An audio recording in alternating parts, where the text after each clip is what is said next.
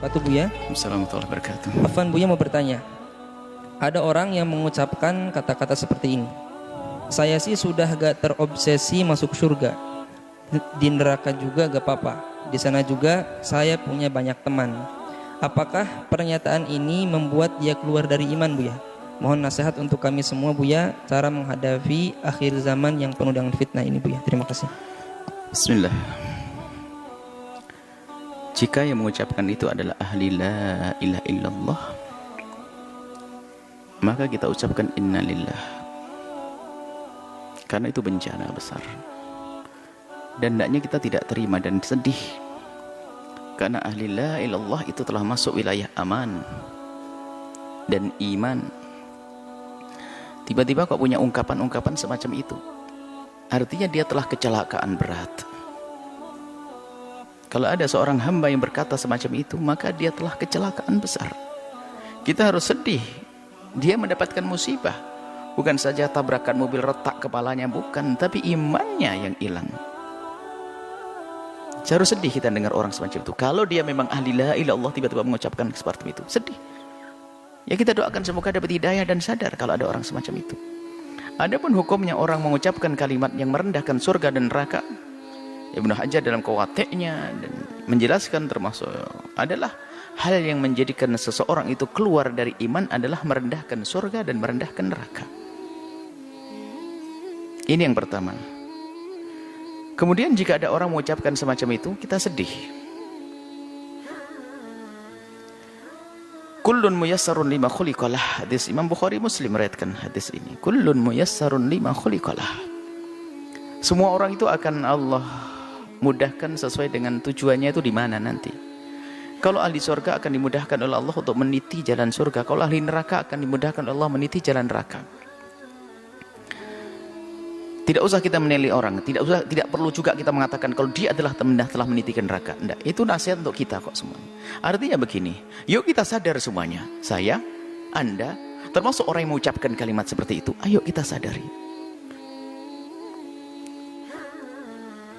bahwasanya kalau memang orang itu ahli surga, dia akan dimudahkan untuk meniti amalan-amalan ahli surga. Tapi kalau ternyata memang ahli neraka, kita itu susah melakukan kebaikan. Jalannya ya kayak tiba-tiba mengucapkan kalimat semacam itu. Hati-hati. Mari kita koreksi diri kita sendiri. Nggak usahlah ngoreksi orang. Semoga kalau memang yang mendengar, yang mengucapkan kalimat seperti itu bisa mendengar kalimat kami ini, semoga bisa sadar. Artinya apa? Selagi tiba-tiba kok punya kalimat nggak bener, perilaku nggak bener ini, jangan-jangan kita ini, naudzubillah, jangan-jangan ahli neraka, kan begitu. Segera tarik kebiasaan jelek ini. Jangan sampai terus berlanjut dengan merendahkan neraka, merendahkan surga dengan kalimat ini. Sebab apa? Tanda-tanda ahli neraka ya seperti itu. Dari omongannya menghantarkan neraka, apalagi mengatakan sudah nggak terobsesi lagi dengan surga tidak ini. Wah, ini bahaya banget. Artinya ya, cuman kita tidak boleh menunjuk di ahli neraka, akan tapi siapapun yang punya perilaku ungkapan semacam itu, ini artinya adalah muyassarun, dia dimudahkan menuju neraka kalau memang tempatnya adalah tempatnya neraka. Naudzubillah.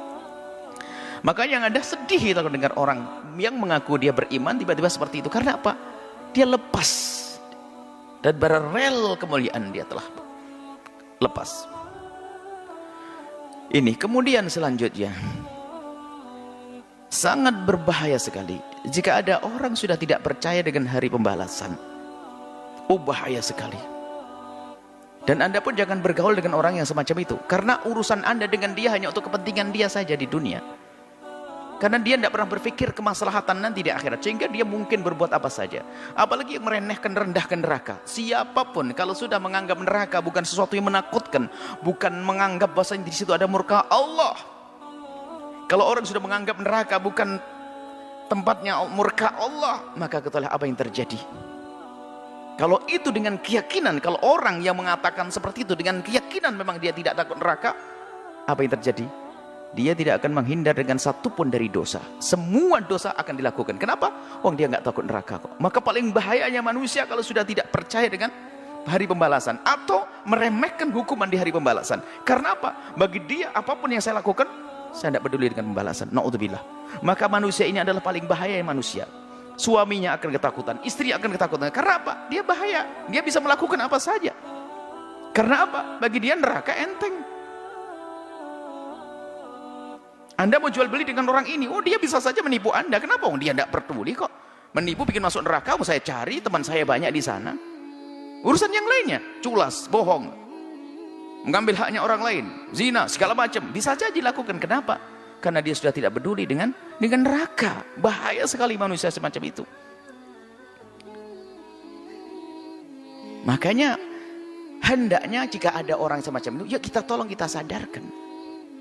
Bahaya sekali itu. Dan ini nggak perlu orang semacam itu perlu kita bela, kita naudzubillah. Justru cara membelanya adalah yuk kita ingatkan, saudaraku kalau tidak laki-laki, saudariku, ayo jangan lakukan itu, bahaya itu. Dan orang ini sudah bayangkan, kalau orang masih percaya dengan hari pembalasan, ada hitungannya nanti di akhirat, ada pertimbangan ya. Kalau aku melakukan nanti dibalas, melakukan nanti dibalas oleh Allah. Dia akan ada remnya. Tapi kalau sudah nggak takut dengan neraka, tidak punya rem sama sekali. Bahkan juga tidak ada kerinduan melakukan kebaikan. Karena apa? Dia nggak peduli dengan surga kok. Mau melakukan kebaikan nggak ada. Saya akan berbuat baik kalau dia ada keuntungan buat saya sekarang. Makanya apa yang dilakukan? Pamrih semuanya. Tidak akan tulus dia. Maka bahaya orang semacam ini. Naudzubillah.